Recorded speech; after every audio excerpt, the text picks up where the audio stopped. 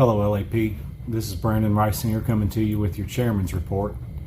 Hope that everybody had a good Christmas and have enjoyed your time off with your family and friends.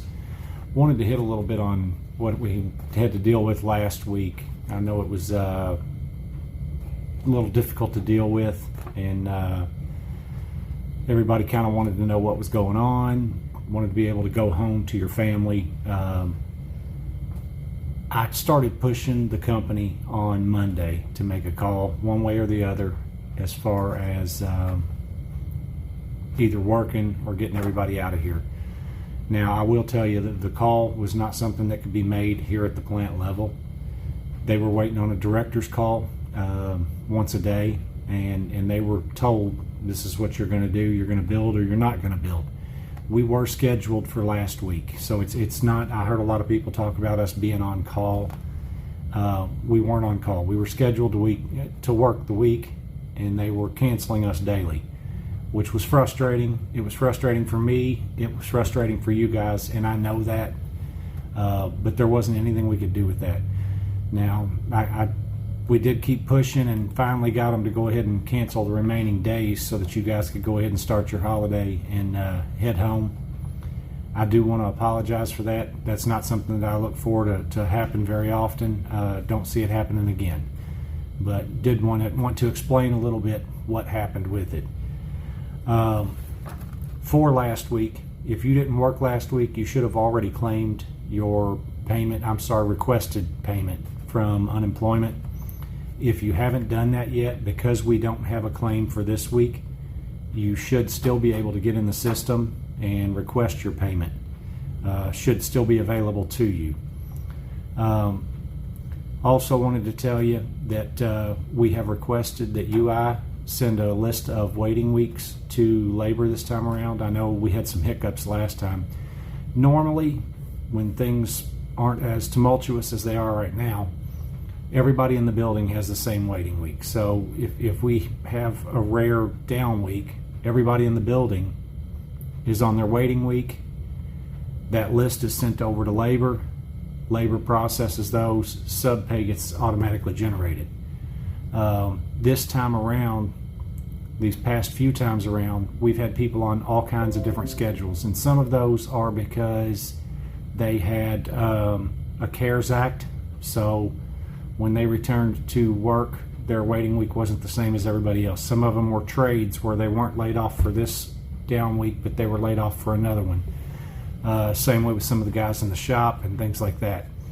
So we have requested a waiting week list be sent to labor. That'll help to get that generated. So if you were on your waiting week this past week, sub will automatically generate. If you got paid by unemployment last week, sub also will automatically generate. So it should take care of that. We shouldn't have as many issues with having to go and request our sub pay. Now, if you've got a case where you've got an ineligible claim, let's say that you have been on medical for the past 2 years and you just don't have the wages to support an unemployment claim, you're still going to have to go up to labor and fill out a form to get your sub pay yourself. As for this week, we will not be claiming any unemployment for this week. This week is all holidays, Monday through Friday. We'll get paid a 40-hour check of holiday pay for this week. If you worked at any point during this week and you want to convert your holiday pay into a personal day, you are able to do that only for the day that you worked. So you would have to work all week in order to convert all of them.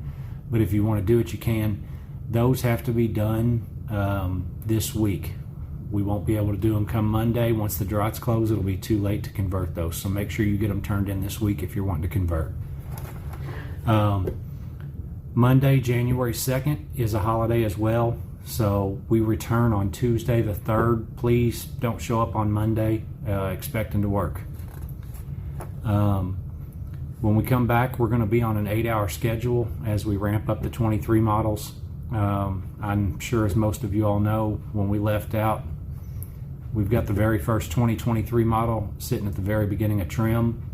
The rest of the system's empty, so we'll be refilling that when we come back on Tuesday, and look for something probably in the 5 to 8 hour schedule every day as we get those ramped up.